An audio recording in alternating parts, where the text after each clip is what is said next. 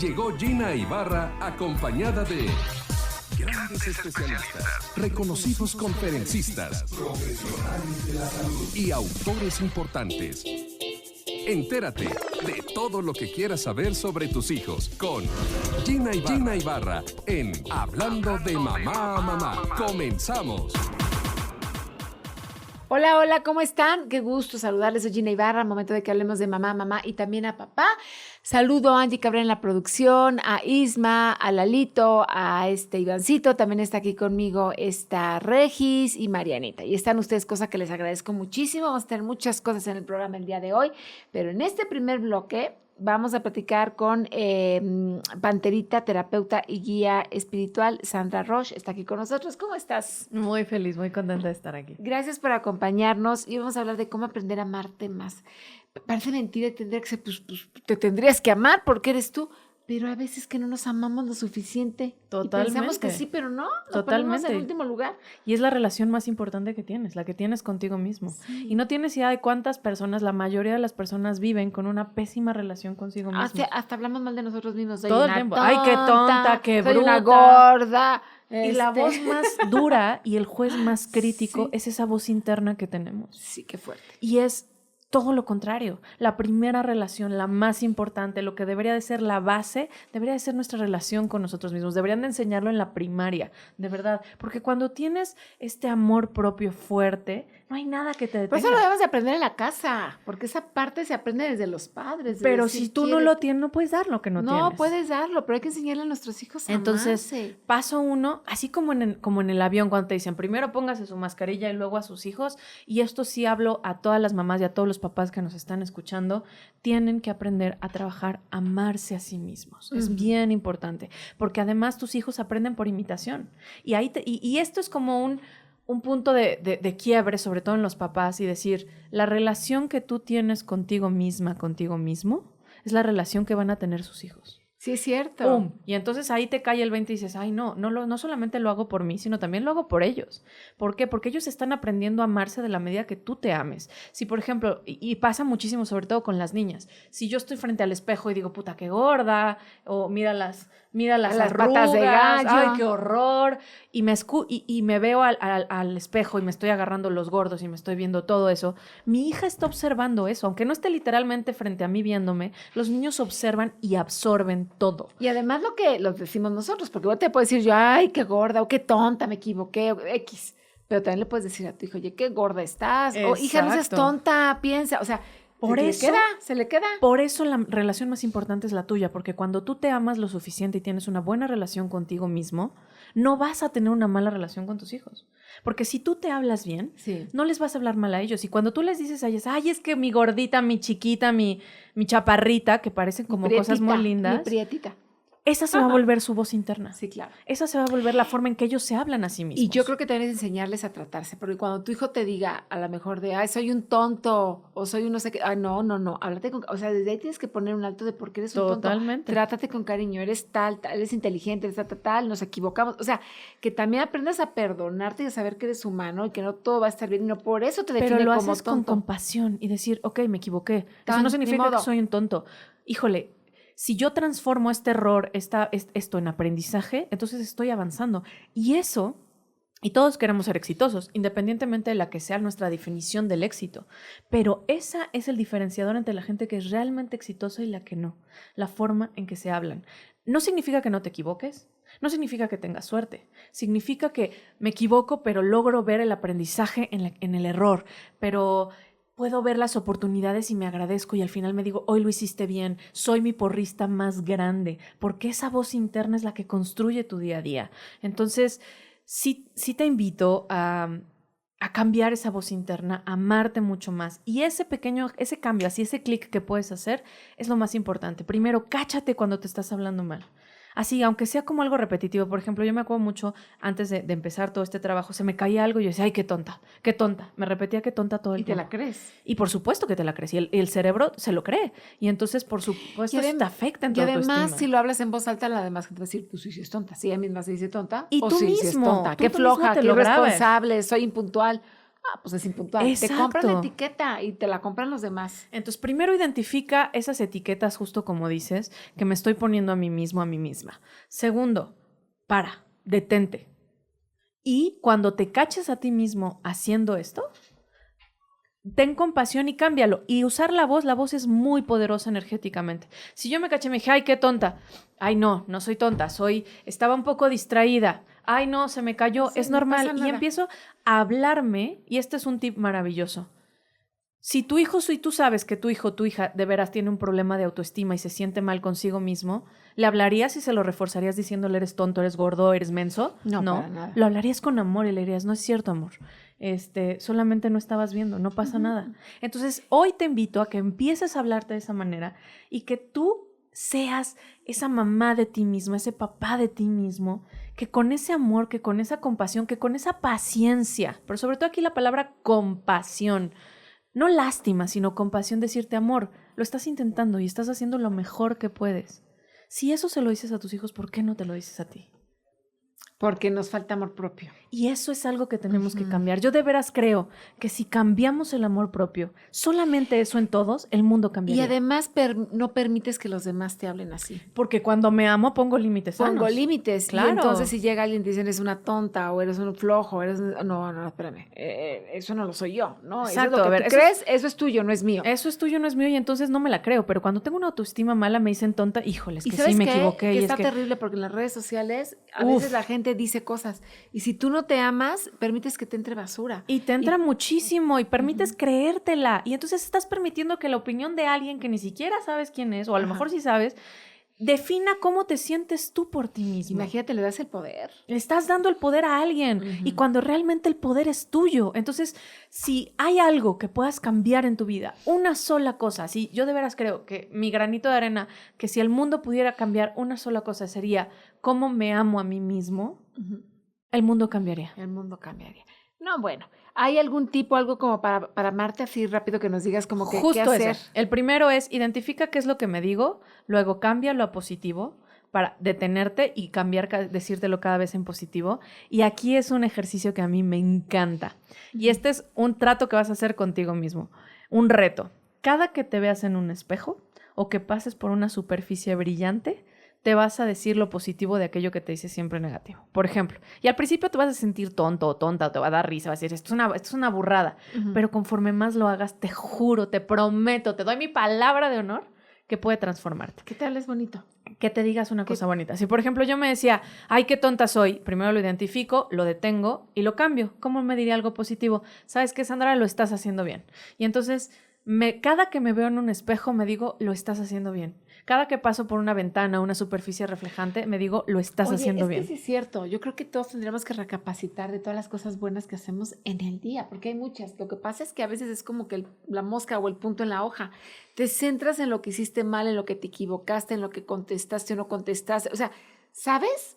Y al final de cuentas, todo lo demás bueno como que lo borras. Exacto. Y eso es a lo que tendrías que concentrar. Totalmente. Entonces, todos los días, cada que te mires un espejo, cuando te estás levantando, cuando te estás maquillando, cuando te estás lavando los dientes, esa es una regla. Espejo igual a una palabra positiva. Ay, qué bonita te ves hoy. Ay, qué lista eres. Exacto. Aunque no te veas bonita. Ay, cómo te amo.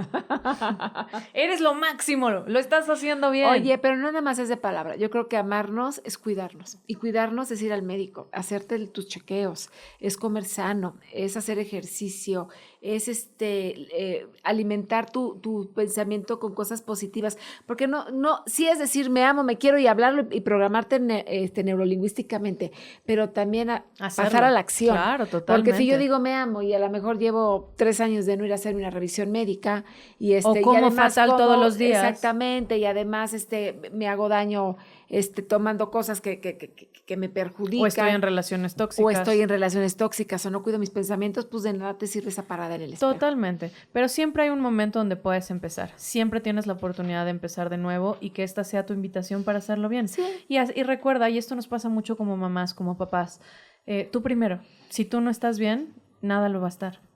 No puedes dar lo que no tienes. Entonces, así como en el avión, primero tú y después tus hijos. Y te vas a dar cuenta que cuando tú cambias tu relación contigo, automáticamente todo en tu vida, en tu familia, en tus relaciones se empieza a transformar. Y empiezas a filtrar relaciones. Totalmente. Porque llega un momento en que empiezas a decir, no, estas personas no, nada más, ¿no? Y tus hijos aprenden de ese comportamiento. O hasta bajas de peso, porque dices, esto no es bueno para... Me amo tanto, me cuido tanto, que esto no es bueno para mí. Estoy a dieta. ¿Sabes qué? ¿Quieres una galleta? No.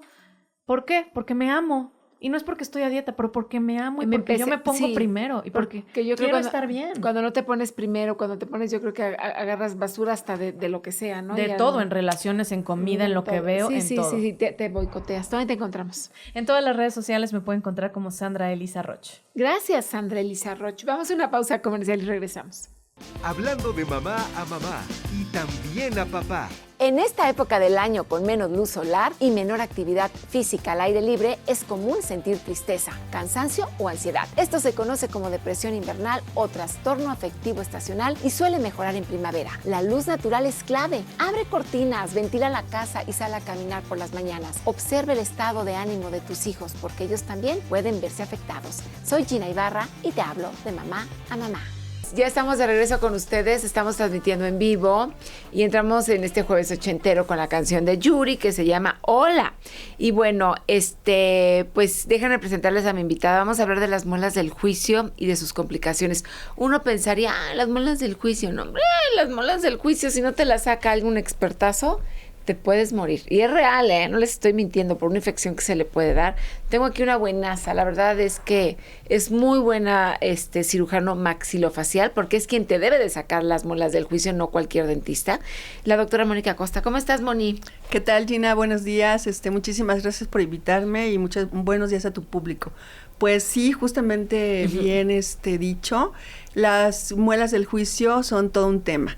Incluso para nosotros los especialistas, de pronto igual sufrimos un poco, pero genera mucha complicación si no es hecho por un especialista. Sí, y es maxilofacial. Ella le sacó las muelas del juicio a mi hija y a mi sobrino, y sí lo voy a comentar porque mi sobrino lo llevaron a que le sacaran las muelas del juicio un dentista.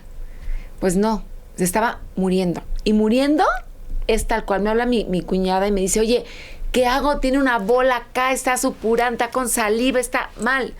Pues córrele con Mónica. Y Mónica, ¿lo metiste a quirófano? Sí, así es, lo metimos de urgencia porque ya estaba complicándose el paciente y pues justamente algo que debió haber sido un proceso simple, sin complicación, terminó con una evolución muy grave y afortunadamente él es un paciente sano, entonces sí estaba complicado, pero no derivó en más complicaciones cuando pacientes que están enfermos de diabetes o alguna otra comorbilidad pueden complicarse porque más. Se les va la infección creo que al corazón o no sé qué, ¿no? Y es cuando se pueden morir. Sí, así es, se va diseminando de la parte del cuello hacia toda la parte del tórax y esta complicación es muy, muy grave que el paciente termina falleciendo. Pero no lo sabemos, ¿saben? Porque pensamos, que es una infección en las muelas o en el diente. No, es tan complicado que uno se puede morir porque recorre la infección y se va. Por eso es importante hablar de estos programas, de estos temas en este programa, porque a mí sí me gustaría que cualquier situación la vean con la urgencia que se tiene que ver. Les digo, yo lo viví con un familiar en donde de verdad entró a quirófano, estuvo hospitalizado creo que 2 días o no sé qué, le abrieron y Moni fue quien afortunadamente lo trató, pero siendo ella una especialista y una experta en el tema, porque un doctor X dentista le sacó las muelas. ¿Cómo se atreven a hacer eso cuando no tienen esa preparación? Sí, fíjate que desafortunadamente ha pasado cada vez con mayor frecuencia que los odontólogos generales quieren hacer cirugías que realmente son complejas. Incluso a veces se van a tomar cursos de una vez a la semana y se hacen decir cirujanos bucales, pero un cirujano maxilofacial se forma en un hospital durante 4 años y pues evidentemente eso nos da la capacitación y la capacidad para resolver situaciones complejas. Ajá. Ahora, las muelas del juicio son más riesgosas que una muela normal y dime a qué edad salen. Bueno, más o menos. Más o menos. Porque también una muela normal que ya está en boca y que se tiene alguna caries y situaciones por el estilo también se puede complicar porque no se evalúa correctamente y eso puede también terminar en complicaciones importantes. Y las muelas del juicio empiezan a salir clínicamente a partir de los 15, 16 años. Justo por eso se les da el nombre de juicio, porque antes se pensaba que ya era la última muela que salía en la boca y que pues en ese momento la persona ya era juiciosa, aunque no, adulto. Sabemos que hasta los 23, 25 años somos juiciosos por el desarrollo cerebral de la parte prefrontal del cerebro, pero bueno, ¿y si son las últimas muelas que salen? Sí, así es, son las últimas muelas que salen en la cavidad oral. ¿Y por qué a uno le salen otro? A mí no me salieron muelas del juicio. Resulta que puede ser con algunos procesos en donde la mandíbula y el maxilar son estimulados y aparecen las muelas. Okay. Y hay veces que también congénitamente ese desarrollo de la muela del juicio no se da. Entonces hay pacientes al que le salen las 4 muelas y hay otros a las que las 3 o 2. Entonces, por esa razón. Ahora, sí depende. Cuando te quitan las muelas del juicio, yo sí lo veo en muchas chavitas, amigas de mi hija, ¿no? Que están con que se quitan las muelas y de repente, es que no sé si quitarme 2 o las 4 de una vez o una en cada. ¿Tú qué recomiendas como especialista maxilofacial? Pues la verdad es que depende mucho del paciente. A veces, si el paciente es tolerante con todos los procesos que estamos haciendo, podemos quitar las 4 en una sola sesión, pero obviamente por un especialista, un cirujano maxilofacial, lo hace, pero sin mayor complicación y en tiempos razonables, hasta 1 hora se pueden quitar las 4. Hay ocasiones en que el paciente es más sensible y de pronto empieza esa parte de la ansiedad, entonces uno decide, ¿sabes qué? Mejor solo quítate 2 en esta sesión, las del mismo lado que son las ideales, arriba y abajo, y entonces tolera más la evolución del posoperatorio, se inflama de un lado, puede comer un poquito mejor, entonces todo depende de los pacientes. Sí, yo sí creo que ya echas todas, o sea, es una colorada. Pues sí. Mis hijos se les quitaron a los 3, salieron con muelas del juicio ellos, y se las quitaron a todos, y se las quitaron ahora, en una se las quitaron todas. Depende de los pacientes. Hay quienes sí son, de hecho llegan así pensando, bueno, solo me quito una, y ya cuando estás en el procedimiento, y te dicen, quítame todas, ya no quiero volver a pasar por ese evento, ¿no? ¿Siempre se tienen que quitar las muelas del juicio o no? O hay veces que gente que diga, pues, ¿para qué me las quito si no me dan molestia? Pues, sobre todo, por ejemplo, en aquellos pacientes que hacen ortodoncia, sí, es indicado quitarse la muela del juicio, porque se las deben quitar antes del tratamiento, a la mitad o al finalizar, porque estos dientes nunca tienen espacio, ya te dejaron los dientes todos derechitos, preciosos, y entonces cuando empiezan a salir generan movimientos y hay que quitarlas. También, si no te hiciste ortodoncia, pero la muela salió y empieza a tener procesos de infección, hay que quitarlas. Entonces, también algunas ocasiones estas muelas pueden generar tumores. ¿En serio? Sí. Tumores importantes que se llaman quistes odontogénicos o incluso ameloblastomas que destruyen la mandíbula, entonces sí es indicado quitarlas. Hay pacientes grandes, no sé, 50 años, que ahí traen la muela y que nunca avanzó, nunca dio problemas y pues bueno, ya si no da problemas, no la quitamos. ¿Pero le puede dar problemas a los 50 cuando no le dio a los 20? Pues fíjate que no. Es difícil, muy difícil. Ya se queda ahí anquilosada, no evoluciona, entonces sí, ya es un poco más Y puede ser que complejo. te salgan 2 y las 2 de abajo y no las 2 de arriba, o que salgan 3. Sí, exacto. O que solo te salgan las de arriba y las de abajo no. Ajá. O que solo te salga una. Tiene que ver con cuestiones tanto hereditarias y congénitas. Igual puede ser que te salgan las 4. Ajá. Y a veces hasta hay un cuarto molar. Pero bueno, esos son menores de los casos. Sí, los menores casos, pero también se puede presentar. ¿Y cómo lo puedes ver? Siempre que vayas al dentista, pues una radiografía panorámica, que es el mejor estudio sencillo. Es la que te meten así la cámara que te duele horrible. Y bueno, sale, no te duele, te molesta. Sí, y sale toda la boca, salen todos los dientes y ahí pues bueno, a ver, es el estudio más sencillo, barato y que puedes ver pues incluso las muelas o cualquier otra alteración que se pudiera presentar. Oye, que hay muchas personas que tienen pánico al dentista, ¿verdad? Pánico, decir, no es la fresa esa y todo eso. Es que sí llega un momento en que te duele. Sí, y además, pues, digo, incluyendo a nosotros, pues hemos tenido algunas veces hasta malas experiencias cuando éramos pequeñitos, ¿no? Y pues esa sensibilidad del sonido que es muy cercano al cerebro, pues evidentemente, de la boca al cerebro, pues evidentemente eso genera esa sensación de malestar. Incluso somos una de las primeras fobias. Desde que te ponen el piquete para dormir, estás así como, ¡oh! ¿no? Sí, pero así es, desde ahí ya empiezas con el malestar, pero bueno, también hay situaciones que nosotros podemos hacer para evitar esos malestares, como un anestésico tópico, para que de inicio no sientas el piquetito y la manera en cómo se va haciendo el procedimiento, pues eso favorece que el paciente no sienta tanta incomodidad. Pues sí, ¿no? porque al final de cuentas usan anestesia, que también ese es un tema que te da miedo, porque esto es poquita, ¿no? Pero pues aunque sea poquita, ¿no? Sí, claro, y al paciente pues eso le genera ansiedad, ¿no? Pues igual por eso somos una de las fobias importantes registradas, ¿no? Al odontólogo, o cuando la gente va al odontólogo, pues por todos estos fenómenos, ¿no? O lo que nos cuentan la gente o los amigos, no, pues es que yo fui, se tardaron horas, me pasó esto, y también eso nos genera ansiedad y temor, ¿no? Ante algo. Y los ruiditos, oye. Exacto, que aunque lo queramos evitar, a veces no se puede. Sí, no se puede, ¿no? Pero pues tienes que estar ahí al pendiente. Pero bueno, creo que sí el mensaje bien importante es que hay que ir con ¿el maxilofacial es el único que te las puedes sacar o el único indicado en sacártelas? Así es el especialista indicado en quitarte las muelas del juicio y todo lo que tiene que ver con asociado a cirugía. Somos especialistas, estamos capacitados justamente para la resolución y o evitar las complicaciones que se puedan presentar. ¿Hay muelas que sean más complicadas, que las están más enterradas o que se rompen a la hora de sacar? Sí, tiene que ver cómo se encuentra la anatomía de la misma, ¿no? Incluso del diente y del hueso del paciente. Entonces, pues nosotros lo analizamos en las radiografías y sabemos qué es lo que debemos hacer y que será seguramente un procedimiento quirúrgico lo que se tiene que resolver para que el paciente no esté tan incómodo. Bueno, vamos a una pausa comercial y regresamos para seguir hablando de mamá a mamá y también a papá.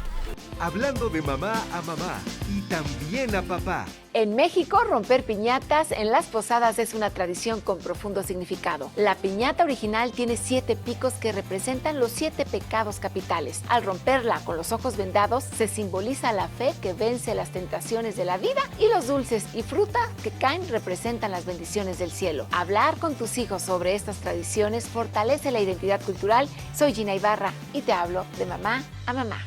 ¿Será porque te amo? Ay, qué padres canciones de los 80. Yo no me canso de decir, y esta canción era padre. ¿Será porque te amo? Richie e Poveri, 1981. ¿Te acuerdas de esas canciones, Ana? Ay, claro que sí. ¿Verdad qué padres los 80? Sí, muy bonitas, sí. Sí, qué padre. Ah, bueno, te voy a sacar, espérate, es que me tengo unas preguntitas aquí. Déjame ver, de una vez las voy a sacar. Dice Rocío, hola Gina, estoy viendo el programa. También saludo a Nelly, que me mandó, recaí, tú pone presente. Gracias, Nelly. Ya saben, si están en YouTube, manita para arriba, compártanos. Les agradecemos muchísimo que hagan eso por nosotros y para compartir el programa. Y este tema en especial también es bien importante, las muelas del juicio, porque no le damos la importancia, y una infección de muelas, de cualquier muela, pero las del juicio también pueden matar a las personas, se pueden morir por ese tema. ¿Qué síntomas indican que mis muelas del juicio están causando un problema y si debo ir al dentista? Dice, yo no siento nada, pero las tengo ahí.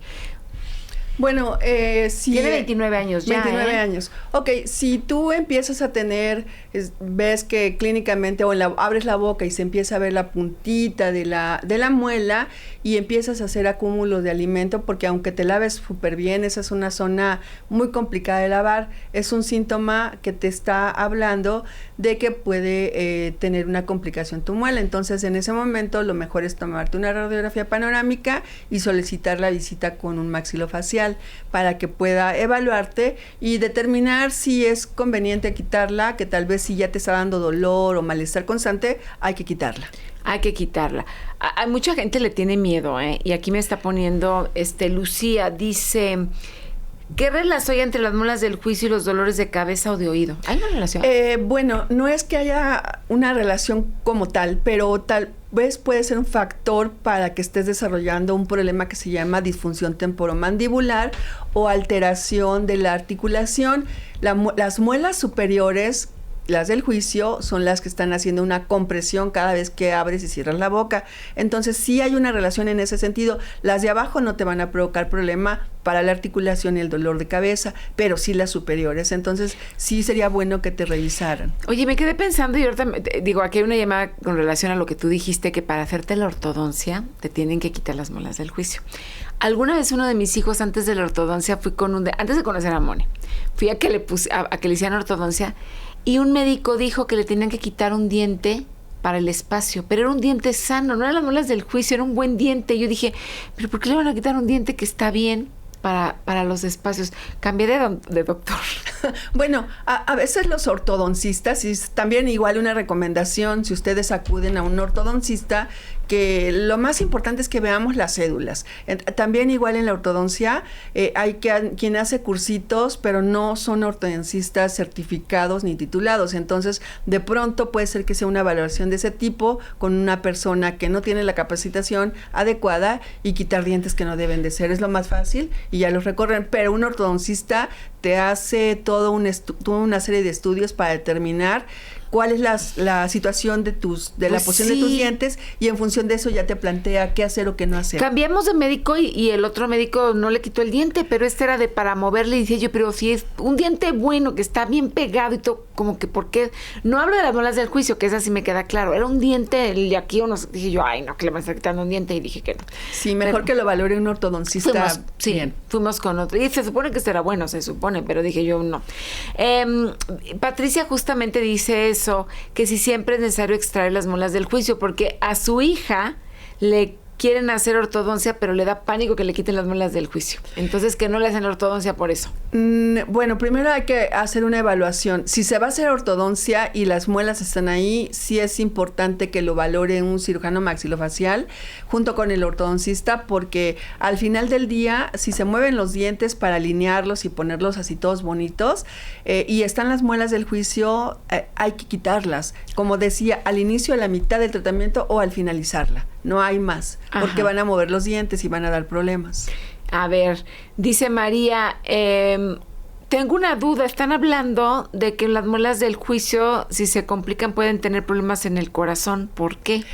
No en el corazón, pero sí afectarte esa infección y ir justamente a la parte del tórax y generar una infección generalizada. Y no solamente las muelas del juicio, si no son bien hechas, provocan infecciones, sino también pueden provocarles, bueno, la persona que está realizando la extracción o la cirugía no está capacitada, puede provocar una fractura de la mandíbula, del maxilar, generar que se comunique el maxilar con la zona de los senos maxilares. Entonces, no son sencillas, son complejas. ¿Es más difícil que una muela normal, las del juicio? Pues sí, tienen su complicación. Incluso también pueden generar que si no están bien, si no se realizan adecuadamente, que el nervio que genera la sensibilidad en la zona del labio y de la lengua también se seccione o se paralice cuando no están realizadas por los especialistas. O sea, si no lo se ven, puede ser incluso que tengas problemas con la quijada o la mandíbula, que se te enchueque. Sí, así es. De hecho, incluso a veces llegan a luxarlos. Esto es que la mandíbula la sacan y ya no las pueden regresar. Entonces,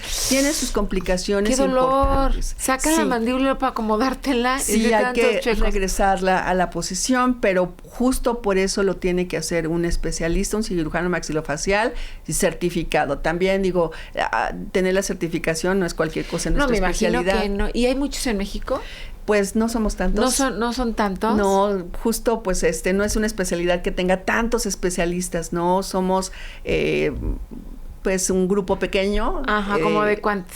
Ay, no sabría decir. Como 100 en México. Pero eso lo podemos ver en la página del Colegio de Cirujanos Maxilofaciales certificados. Ahí aparecemos todos los maxilofaciales que tenemos certificación. Bueno, es que eso ya lo están aprendiendo el día de hoy para los que no sabían, de que si sus hijos les van a sacar las muelas del juicio, tiene que ser un médico certificado maxilofacial.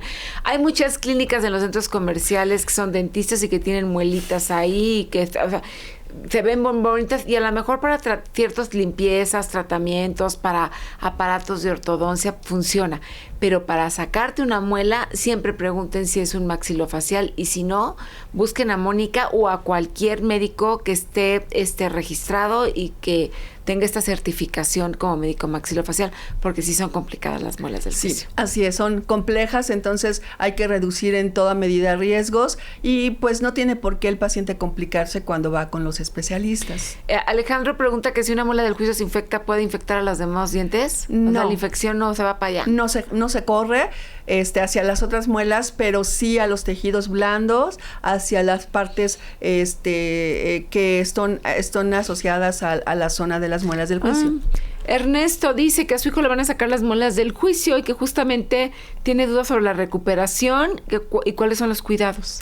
Bueno, posterior a las muelas del juicio, a la cirugía, comúnmente son 3 días los más complejos. Esto es, va incrementando la inflamación porque nosotros lo que hacemos es abrir el tejido, cortar hueso y a veces hasta cortar el diente y después volver a colocar todo lo que nosotros abrimos en su lugar.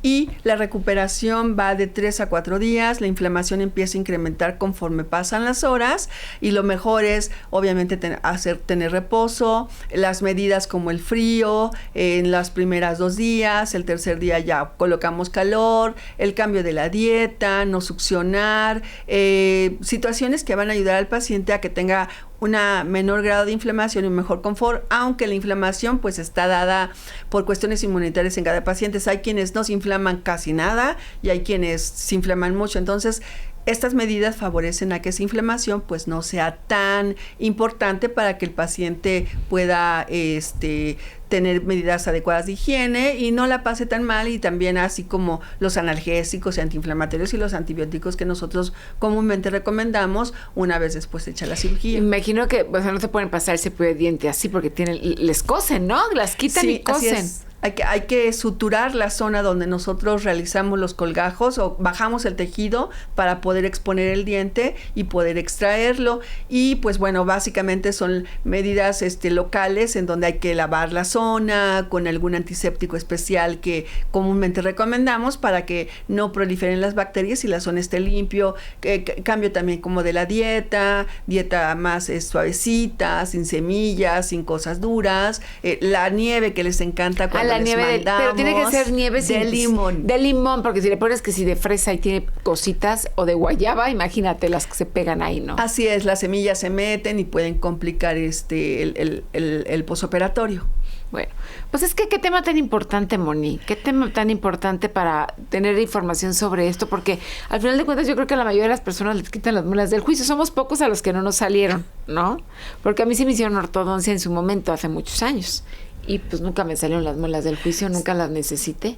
Sí, incluso hay veces les hacen la ortodoncia y están las muelas, ¿no? Y ya más adelante les empieza a dar molestia y pues hay que quitarlas. Entonces, sí, realmente son pocos los pacientes que no ameritan que se les quiten. Te digo, es que somos más avanzados evolutivamente. Claro, ya, exactamente. Yo creo que llega un momento en que la gente nazca sin muelas del juicio. Pues igual, tal vez, sí. Tiene que ver con la comida. Pues si antes teníamos cola y todo, ya nacemos sin cola, pues yo creo que ya. ¿Dónde nos encontramos? Estoy en el consultorio de Santa María la Ribera y mi número telefónico es el 55 57 82 28 58. También tenemos una página en internet que dice cirujano maxilofacial doctor Acosta, y ahí estamos a ahí sus está, órdenes. googleen la Mónica Acosta maxilofacial, es muy buena, de verdad. Yo te la recomiendo personalmente porque en mi vida personal nos ayuda muchísimo. Vamos a irnos a una pausa comercial y regresamos. Porque la historia no debe ser aburrida. Ya está aquí Rodrigo González para hablar de los chismes de la historia. Sí, ya viene mi queridísimo Rodrigo González en esta sección fabulosa de chismes de la historia, donde nos platica cosas que muchas veces no sabemos de gente famosa de la historia, pero también de artistas. Y hoy, pues te saludo, querido Rodrigo, ¿cómo estás? Bienvenido. Muchas gracias, Gina, muy bien, con gusto de saludarlos a ti y a todos. Oye, hoy nos vas a hablar de María Antonieta. A ver. Nada más y nada menos. Para esta sección que es los chismes de la historia, uno de los personajes que más chismes en su historia tuvo es precisamente María Antonieta, en la corte, en su vida personal, en la historia. Tantas cosas se dicen que es el gran personaje de los chismes en la historia. Así que este personaje nos da como para 10 programas, pero bueno, vamos a hacer que es este bloquecito para decir un poquito de lo que no sabemos de María Antonieta. Claro, que sabemos las cosas así, la guillotina y cosas de esas, pero realmente ella tuvo una vida muy, pues, no sé si complicada o qué, pero bueno, te vamos escuchando. A ver, ella era austriaca. Efectivamente, es hija de María Teresa de Austria, la hija número 15, y entonces, bueno, ya María Teresa de Austria ya estaba harta de los partos, que tenía que tener ahí miles de testigos adentro de su habitación para que vieran que efectivamente era la hija de la reina, y etcétera, que es un protocolo monárquico que había. Y ya cuando nació María Antonieta, María Teresa de Austria dijo, se salen todos, me dejan aquí nada más los más indispensables, déjenme en paz, voy a tener a mi hija número 15, ya se sale todo el mundo, corrió a todo el mundo de su habitación, y eso empezó así de polémica desde su nacimiento. Entonces, bueno, dicen que origen es destino, y pues ahí inició parte de toda su historia. Después quedaría huérfana muy jovencita, a los 9 años, que se quedaría muy, muy deprimida por esto. Y su madre, María Teresa, pues quería limar las asperezas que había con Francia. Entonces, desde los 8 años la compromete en matrimonio con el delfín de Francia. Y finalmente lo logra cuando ella tiene apenas 14 añitos y su marido 16. O sea, eran unos adolescentes, los nuevos reyes de Francia. Entonces, pues aquello, desde ese momento pintaba para tragedia. Pues Pero efectivamente, pues empezaron a gobernar, se casaron por poderes, es decir, que el rey de Francia, bueno, el príncipe, en ese momento mandaría un propio, alguien que en su representación se casaría por él con María Antonieta. Y ya después, cuando llegaría a Francia, entonces ya harían unas fiestas y unas ceremonias y celebraciones, pero pues imagínate casarte por poderes de entrada, ¿no? Pero pues era un acto político. Oye, Y dijiste ahorita el delfín de Francia. El delfín de Francia se hablaba que era el primer hijo, el heredero del rey, ¿verdad? Eso se le hablaba. exactamente, como el más joven, el que seguían en la línea del trono. Ok, exactamente. Ok, nada más es pasar, pero no era un apodo, sino que era una manera de nombrar, ¿no? Al delfín por delfinado. Al heredero. O sea, al heredero de Francia, nada más para que quede claro. Exactamente, gracias por la acotación. Y bueno, además era una cosa muy terrible, porque se hacía toda la ceremonia, y entonces en la noche conyugal iban todo la corte que tenía que dar testimonio de que la unión de los reyes. Entonces estaban en el lecho nupcial con los testigos para testificar que efectivamente se consumaba ese matrimonio entre dos monarcas. Entonces, bueno, pues ahí les corrían una cortinita que tenían estas camas alrededor, como que para que tuvieran un poquito de intimidad, pero bueno, ¿qué intimidad van a tener con 20 personas adentro de su alcoba? Oye, y mostraban la sábana ensangrentada a ver si era virgen o no pasaba eso nada más. Pues no sucedió sino hasta 8 años después que se pudo consumar este matrimonio. Consumar el matrimonio. ¿Y qué pasaba? ¿Se levantaba y decía no puedo o qué? Exactamente, pues no se puede y no se puede y no se puede. ¿Por qué no podía? Hasta 8, y además imagínate un adolescente de 16 años con esta de 14, los reyes, la presión, etcétera. Y es que él tenía un problema de salud que se tenía que operar, pero eso lo sabría mucho después. Entonces, pero esa primera noche pues fue muy frustrante, muy caótica, pues, salió para decir no se puede, y pues todo el mundo estaba muy preocupado porque si no se consumaba el matrimonio, pues eso ponía muy endeble a la corona. Y el pueblo mismo se ponía muy nervioso, y sentían que era una corona muy frágil, muy débil, que no podía ni siquiera. Te voy a interrumpir. ¿No podía con ella, pero sí con otras mujeres o no podía con nadie? No podía con nadie. No podía con nadie. Ok. Exactamente. Pues oye, qué frustración como mujer, ¿no? Decir tú 8 años y nada de nada. O sea, ¿y a esas edades? Pues sí, pero además ella tampoco es que se hubiera casado enamorada, pues era un contrato, entonces tampoco es que le urgiera, pero... Varios intentos, ¿no? O sea, sí hubo intentos. Pero exactamente, hasta que, como se tenía que operar y no había anestesias, pues el rey decía, no, yo no me voy a operar, claro que no. Hasta que ya después de tantos años y con tanta presión, se operó y pudo finalmente consumar su matrimonio. Y hay cartas de María Antonieta donde lo describe y donde le manda a su madre diciéndole finalmente ya lo logramos, etcétera. Y pues fue gran fiesta nacional. Pero eso también hacía que él estuviera como muy atento de que María Antonieta pues le siguiera conservando su lealtad y su fidelidad. Entonces concedía pues varias cosas que eran lujos un poco excesivos para esa monarquía, y que en ese momento de Francia, que todo estaba tan frágil, que había una crisis económica, que se habían secado las cosechas, que había todo esto, pues volcaba todavía más difícil la situación. Y entonces todo se iba complicando cada vez más. Tuvieron esta primera hija, después tendrían otros hijos, tres hijos más, fueron 4 hijos en total, los cuales también iban falleciendo. Era muy complicado. Uy. Pero también ella que llegó a una... Hay un chisme muy importante que es la de la frase que coman pasteles, ¿no? Okay. Cuando que alguien le dijo, es que no tenemos ni para comer, se secaron los trigales, etcétera, pues coman pasteles. Pero esa frase no fue de María Antonieta, pero se la atribuyeron. Y eso, pues, enojó muchísimo al pueblo francés. Y la que dijo esta una austriaca... Le dijo a una X, o sea, una persona X le dijeron qué frívola eres, pero ella no fue la que la dijo. Pero ella no fue, esa frase ya existía antes y se la atribuyeron a ella y bueno, pues eso también jugó mucho en su contra. Fue la última reina de Francia porque la decapitaron y a su marido también lo mataron. Entonces, estamos hablando como... Pero aparte en la guillotina, ¿no? O sea, Y murió en la guillotina, sí. ¿Cuál fue la razón? Porque pues si era reina, ¿cómo matan a la reina en la guillotina?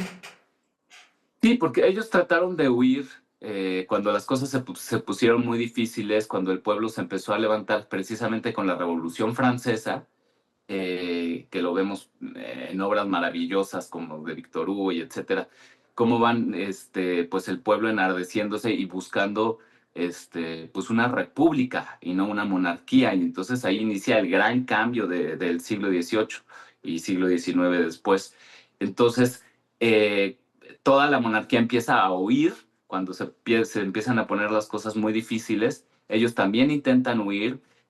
Un amigo muy querido de María Antonieta, que le atribuían que era su amante, pero no fueron amantes, solo eran muy amigos, o eso dicen los chismes, les consiguió pasaportes falsos, documentación falsa para que pudieran salir por Portugal, pero no lo lograron, los apresaron y entonces los regresaron y ahí fue donde se someten a un juicio y en este juicio hay muchas cosas, muchos levantamientos en falso que después se comprobarían, pero en ese momento pues los hicieron valer y la separaron de su hijo, el hijo que le quedaba. Encerraron al hijo en la cárcel también, a los 10 añitos se murió en la celda. O sea, en la cárcel, a su hijo lo encarcelaron de 10 años, qué cosas tan horribles. Sí, terribles. Y finalmente pues la llevan a la guillotina y cuando la están llevando a la guillotina, a la cual no se opuso, ella se preparó, escogió su ropa para ese día, le ofrecieron una sopa antes de irse, se la tomó. Fue con toda serenidad y cuando iba subiendo se tropezó con el verdugo y lo pisó y le pidió disculpas y después pues ya la puso la cabeza en la guillotina y después de cortarle el hijo del verdugo es que levantó la cabeza de María Antonieta y todo el pueblo enardecido gritaba ¡Viva la República! Ay, ¿no? qué horror. Qué horror. Sí, es una historia de lo más... ¡Qué salvajismo, Doro! Y esta fue guillotinada el 16 de octubre de 1793, me están pasando el dato. Sus últimas Exactamente, finales. fueron, perdón, señor, no lo hice a propósito, pisó sin querer su pie. Exacto, que hay algunos que dicen que eso lo decía, que pedía perdón por los actos que había tenido durante su reinado y no por pisar al verdugo. Entonces, bueno, ahí es otro chisme de la historia que no está aclarado. Me falta un minutito. Dicen que participó en orgías y también adoptó al menos 3 niños pobres, además de sus 4 hijos biológicos, entre los chismes de la historia. Pues eso es puro chisme, pero no se ha comprobado. Lo que sí es que tenía un castillo dentro del castillo, es decir, tenía un espacio para ella donde podía sentirse libre, donde podía quitarse los corsetes, donde podía jugar con sus hijos, y eso también fue muy, muy criticado y bueno, pues parte de las acusaciones que recibió. ¿Dónde te encontramos, Rodrigo? En La Infinita Compañía, en nuestras redes sociales. Ahí los esperamos con muchas propuestas artísticas para ustedes. Ok, gracias querido Rodrigo, gracias Angie Cabrera, gracias Dani, gracias Isma, Ivancito y también Lalo. Soy Gina Ibarra, se quedan con Shanik Berman, cuídense mucho, bye bye, besos. Gracias por escucharnos. Recuerda acompañarnos de lunes a viernes de 12 a 1 de la tarde en Hablando de Mamá a Mamá con Gina Ibarra.